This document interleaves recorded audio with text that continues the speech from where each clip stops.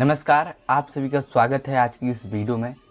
तो पिछली वीडियो में हमने पढ़ा था 8051 माइक्रो कंट्रोलर के बारे में। इसके बारे में हमने बात की थी, इसका बेसिक जाना था, एक नॉर्मल माइक्रो कंट्रोलर के बारे में जाना था और साथ ही साथ हमने 8051 माइक्रो कंट्रोलर का जो है आर्किटेक्चर या इंटरनल ब्लॉक डायग्राम के बारे में भी बात की थी, जो कि कुछ इस प्रकार से था।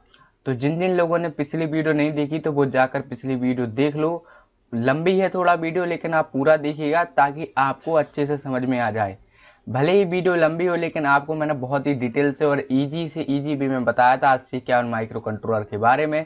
तो आप सभी लोग उस वीडियो को देखना ना भूलें, क्योंकि अगर आप लोग वो वीडियो नहीं देखेंगे और डायरेक्टली इस वीडियो को देखेंगे तो आपको ज़्यादातर चांस है कि आपको कुछ समझ में ही नहीं आएगा। तो आप जाकर पहले पिछली वाली वीडियो 8051 माइक्रो कंट्रोलर की जाकर देखिए। इस वीडियो की लिंक आपको डिस्क्रिप्शन में मिल जाएगी, ऊपर आई कार्ड में भी मिल जाएगी, तो आप देख सकते हैं। फिर इस वीडियो को आप देखिए।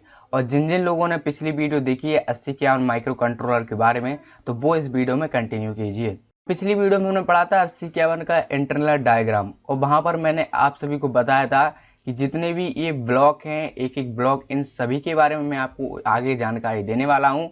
और कुछ ऐसे भी ब्लॉक हैं जो इसके अंदर है, उनके भी अंदर है, मतलब कि जो आपको डायरेक्टली नहीं देखेंगे, लेकिन वो भी 8051 माइक्रो कंट्रोलर के अंदर ही हैं। तो उनके बारे में भी हम यहाँ पर बात करेंगे।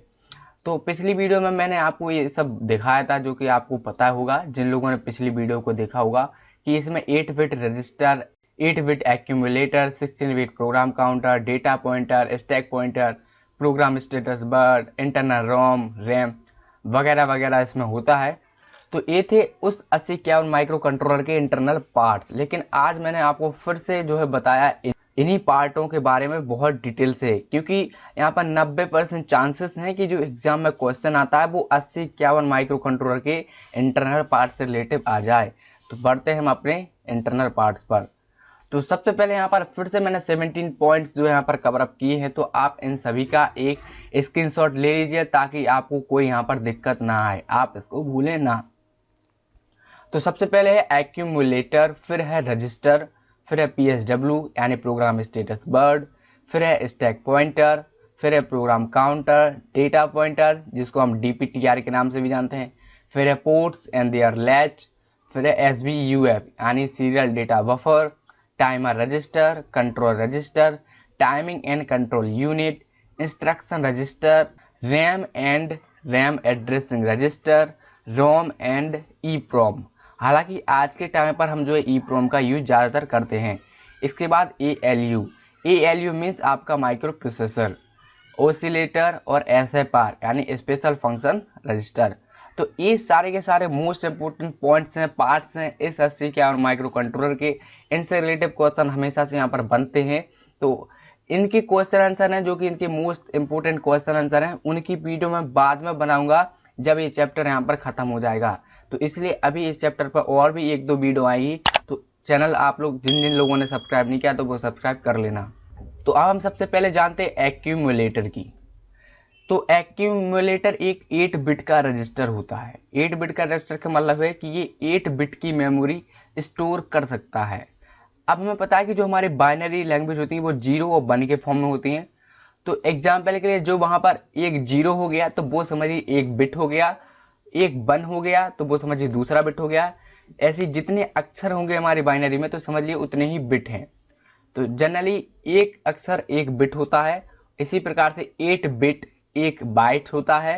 मतलब कि जैसे कि यहाँ पर देख सकते हैं, यहाँ पर 8 बिट रजिस्टर है, तो ये एक बाइट का रजिस्टर है, क्योंकि एक बाइट में 8 बिट ही तो होते हैं। तो इसका काम क्या होता है कि ALU में जो भी ऑपरेशन यहाँ पर हुआ है, addition, subtraction, multiplication and division, तो उसका जो रिजल्ट आता है तो वो यहाँ पर एक्यूमुलेटर उसको स्टोर कर लेता है। मतलब कहने का मतलब है कि जो भी ALU में रिजल्ट आया होगा वो हमारे एक्यूमुलेटर में स्टोर होगा। और इसको हम ACC से भी लिखते हैं और AC भी लिखते हैं। तो कहीं कहीं आपको लिखा दिख जाए A या ACC तो आपको कंफ्यूज नहीं होना है, आपको समझ जाना है कि वो एक एक्यूमुलेटर है। इसके बाद जो हमारा सेकंड पॉइंट है वो है रजिस्टर B। तो अब हम बात करते हैं रजिस्टर B। तो रजिस्टर B इसका एक नाम है, बेसिकली A भी एक रजिस्टर का ही प्रकार है। तो यहाँ पर ASFR यानी A एक स्पेशल फंक्शन रजिस्टर है, एक स्पेशली फंक्शन रजिस्टर है। इसको ACC की तरह ही प्रयोग में लेते हैं, मतलब कि इसको हम ACC की तरह ही जो कार्य में लेते हैं। हमें पता है कि ACC का कार्य क्या होता है, ACC मीन्स एक्यूमुलेटर। तो सबसे पहले ये भी 8 बिट का रजिस्टर होता है, मतलब कि ये भी स्टोर कर सकता है 8 बिट की इंफॉर्मेशन या मेमोरी को। इसी प्रकार से नेक्स्ट जो हमारा पॉइंट है वो है PSW यानी प्रोग्राम स्टेटस वर्ड। तो program status word basically status से आपको याद ही आ रहा होगा कि स्टेटस है, मतलब कि जो ALU में इंस्ट्रक्शन चल रही होगी या जो भी यहाँ पर जो भी रिजल्ट आएगा तो उसका जो स्टेटस होगा या फिर पूरे माइक्रो प्रोसेसर का जो स्टेटस होगा वो प्रोग्राम स्टेटस वर्ड जो है शो कराएगा कि अभी माइक्रो कंट्रोलर का जो है क्या स्टेटस है। तो जितने भी यहाँ पर ALU से रिलेटिव इंफॉर्मेशन होती है तो वो यहाँ पर PSW ही यहाँ पर शो कराता है। इसमें बेसिकली होता क्या है, 8 फ्लैग ग्रुप होते हैं और ये सभी जो है 1 बिट फ्लिप फ्लॉप होते हैं। आसान भाषा में बात करें तो ये 1 बिट की मेमोरी होती है। अब यहाँ पर बेसिकली फ्लैग ग्रुप होता है जैसा कि मैंने आपको बताया। तो इसमें कैरी होता है जिसको हम C भाई से लिखते हैं, ऑक्सिलरी कैरी जिसको हम AC से लिखते हैं, ओवरफ्लो जिसको हम OF से लिखते हैं, पैरिटी जिसको हम P से लिखते हैं। इसके बाद F0, R0 और RS1। बेसिकली ये रजिस्टर बैंक में इनको एक जो है एड्रेस दिया हुआ होता है, उसके बारे में हम बात करेंगे आगे। यहाँ पर आप लोग देख लीजिएगा कि जो PSW वो भी आपको 8 बिट टाइप की दिख रही होगी। तो यहाँ पर जो C भाई है वो है हमारा कैरी, AC है हमारा ऑक्सिलरी कैरी, F0 है हमारा ये जैसा कि मैंने अभी आपको बताया, RS1 और RS0। तो ये बेसिकली एक रजिस्टर का प्रकार ही है नॉर्मल। इसके बाद OF मिस ओवरफ्लो, एक यहाँ पर खाली रहता है, P यानी पैरिटी। तो ये हमारे एक PSW का नॉर्मल था। इससे रिलेटिव क्वेश्चन आ सकते हैं, आपसे कुछ भी पूछ सकता है यहाँ पर, तो आप लोग इनको अच्छे से याद रखिएगा। इसके बाद चौथा पॉइंट है स्टैक पॉइंटर। तो यहाँ पर आप लोग एक बात याद रखिएगा कि स्टैक ऑपरेशन से रिलेटिव जितने भी ऑपरेशन होते हैं तो उस टाइम जो है हम स्टैक पॉइंटर का यूज करते हैं।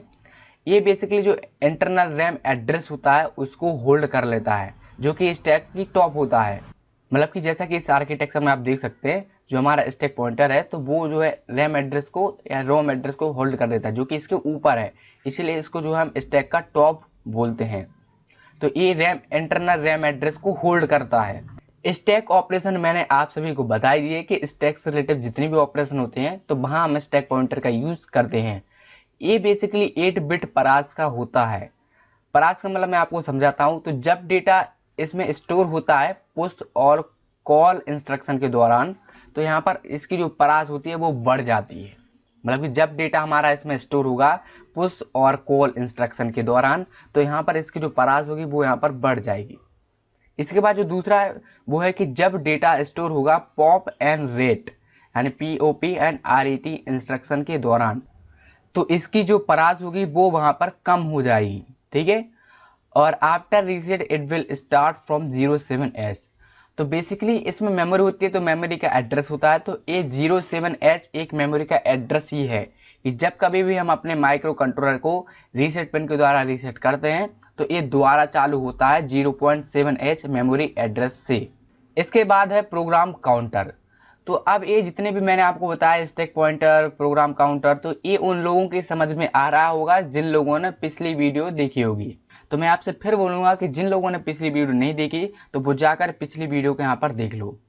तो प्रोग्राम काउंटर एक 16 बिट का होता है, मतलब कि 16 बिट की मेमोरी को जो है यहाँ पर स्टोर कर सकता है। बेसिकली इसमें होता क्या है कि ये जो नेक्स्ट इंस्ट्रक्शन जो कि फैच की जाने वाली हो उसका एड्रेस पहले से ही स्टोर कर लेता है। अब ये फैच, डिकोड, एग्जीक्यूट क्या है तो वो मैं आपसे बात करूंगा नेक्स्ट किसी वीडियो में। तो यहाँ पर आप समझ लीजिएगा फैच एक ऐसा ऑपरेशन होता है जो कि अगली उसी की बारी है, मतलब कि अब उसी का काम है तो उसी का नेक्स्ट टाइम उसी का है। तो आप ऐसे समझ सकते हैं फैच की। तो यहाँ पर जो भी नेक्स्ट फैच की जाने वाली इंस्ट्रक्शन होगी उसका एड्रेस ये पहले से ही स्टोर कर लेता है, जिससे माइक्रो कंट्रोलर की स्पीड अब हो जाती है क्योंकि उसे पहले से ही पता है कि नेक्स्ट जो इंस्ट्रक्शन है उसे फैच करना क्या है।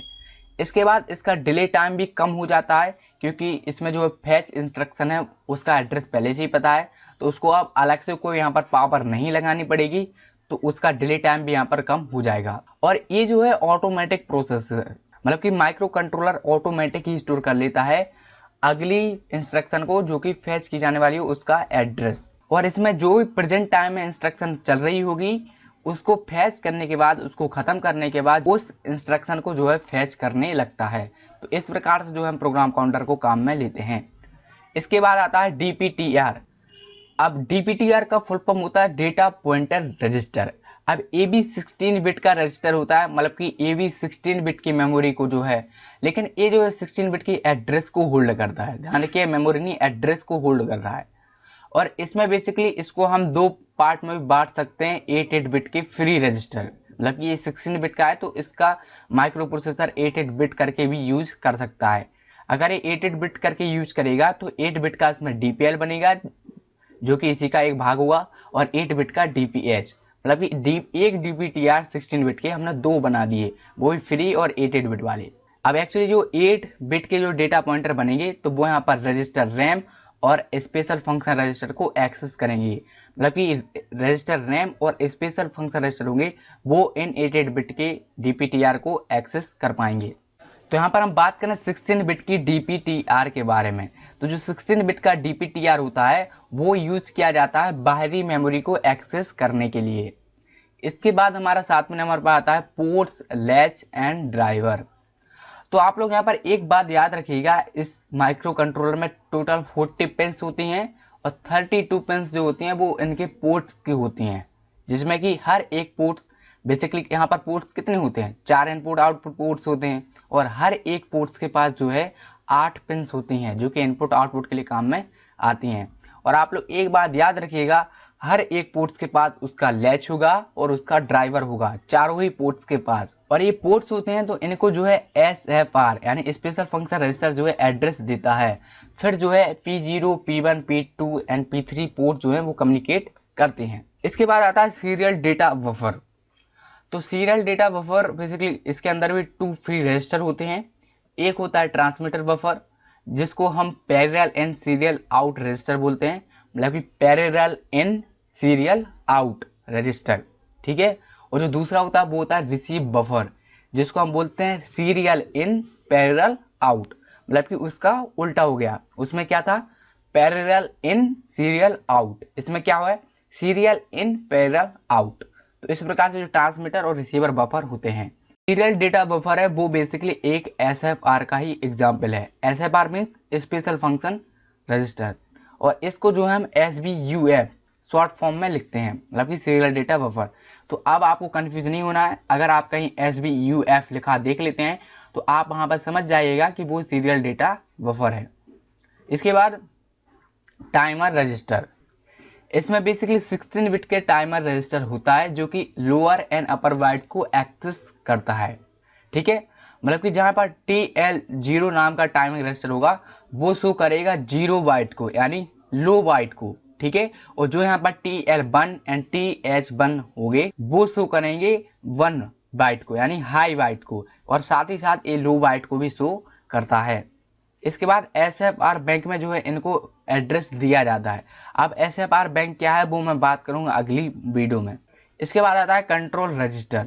तो कंट्रोल रजिस्टर भी बेसिकली एक SFR का ही टाइप है, मतलब कि स्पेशल फंक्शन रजिस्टर, और ये कंट्रोल करता है टाइमर को, काउंटर को, सीरियल पोर्ट स्टेटस इंफॉर्मेशन को, IP को मतलब कि इंटरप्ट प्रायोरिटी, IE यानी इंटरप्ट अनेबल कंट्रोल, जिसको मैंने आपको बताया था पिछली वीडियो में कि इसको हम अनेबल कंट्रोल भी पढ़ सकते हैं, TCON, SCON एंड PCON। तो ये सारे एग्जाम्पल हैं कंट्रोल रजिस्टर के, ठीक है। और हर एक कंट्रोल रजिस्टर का जो है एड्रेस यहाँ पर होगा SFR बैंक में। तो SFR बैंक एक कॉमन वर्ड है, वो मैं आपको नेक्स्ट वीडियो में यहाँ पर अच्छे से डिटेल से समझाऊंगा। इसके बाद जो 11वें नंबर पर आता है वो होता है timing and control unit. Most important चीज़ है, एक्चुअली जितने भी यहाँ पर मैंने आपको बताया वो सारे के सारे मोस्ट इंपोर्टेंट चीज़ है, लेकिन इससे रिलेटेड जो क्वेश्चन बहुत ज़्यादा चांसेस होते हैं कि बन जाए। तो एक्चुअली होता क्या है कि जो 80 के माइक्रो कंट्रोलर होता है उसमें हमें टाइमिंग एंड कंट्रोल सिग्नल जो है चाहिए पड़ते हैं इंटरनल ऑपरेशन के लिए, ठीक है। हमें आवश्यकता होती है टाइमिंग एंड कंट्रोल सिग्नल की, वो भी इंटरनल यानी आंतरिक ऑपरेशन के लिए। इसके लिए जो है हम टाइमिंग एंड कंट्रोल यूनिट का यूज करते हैं। Timing and control unit capable होती है किसी भी टाइप के टाइमिंग एंड कंट्रोल सिग्नल को जनरेट करने के लिए। तो इसके लिए इसका यूज किया जाता है। याद रखिएगा, यहाँ से एक मोस्ट इंपोर्टेंट क्वेश्चन बन जाता है कि 8051 माइक्रो कंट्रोलर में टाइमिंग एंड कंट्रोल यूनिट किस लिए यूज किया जाता है। तो आपको याद रखना है टाइमिंग एंड कंट्रोल सिग्नल को जनरेट करने के लिए। ठीक है, इस क्वेश्चन आ सकता है। यहाँ पर मैंने पिछले ईयर के बहुत से पेपर देखे हैं जहाँ पर इससे रिलेटिव क्वेश्चन यहाँ पर दिया हुआ है। इसके बाद है इंस्ट्रक्शन रजिस्टर। अब एक्चुअली प्रोसेसर में जितने भी जो ऑफ कोड होते हैं वो फैच होते हैं और वो डिकोड हो जाते हैं इंस्ट्रक्शन रजिस्टर में। अब यहाँ पर फिर से आपको फैच डिकोड देखने को मिल गया, तो मैं आपसे फिर बोलूँगा कि फैच डिकोड और एग्जीक्यूट क्या है, इनके बारे में मैं आगे वीडियो यहाँ पर बनाने वाला हूँ। तो यहाँ पर जो प्रोसेसर होता है उसमें जो ऑफ कोड होते हैं वो फैच होने के बाद डिकोडेड हो जाते हैं इंस्ट्रक्शन रजिस्टर में।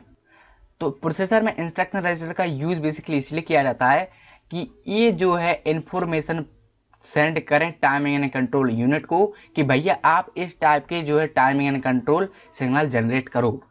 मतलब कि टाइमिंग एंड कंट्रोल यूनिट के लिए जो है इंस्ट्रक्शन ये देता है इंस्ट्रक्शन रजिस्टर, उसको बताता है कि इस टाइप का सिग्नल चाहिए। उसी प्रकार से जो है यहाँ पर ये जो है timing and control unit signal generate करता है। तो यही कुछ 12 पॉइंट है जो कि मैंने आपको बताए हैं। इसके बाद यहाँ पर जो है मैं नेक्स्ट वीडियो में आपको बताऊंगा इसके बारे में डिटेल से। आई होप कि आपको पसंद आया हो, समझ में आया हो, अच्छी लगी हुई वीडियो तो लाइक करते जाइएगा। और यहाँ पर जो भी आपको प्रॉब्लम आई हो या फिर कोई भी चीज़ जो आपको समझ नहीं आया हो तो आप नीचे जाइए कॉमेंट सेक्शन में मुझे बताइएगा, मैं आपको उसका सॉल्यूशन ज़रूर बताऊँगा। तो फिलहाल इतना ही दोस्तों, और इस वीडियो को शेयर करना मत भूलिएगा। तो मिलते हैं फिर किसी वीडियो में।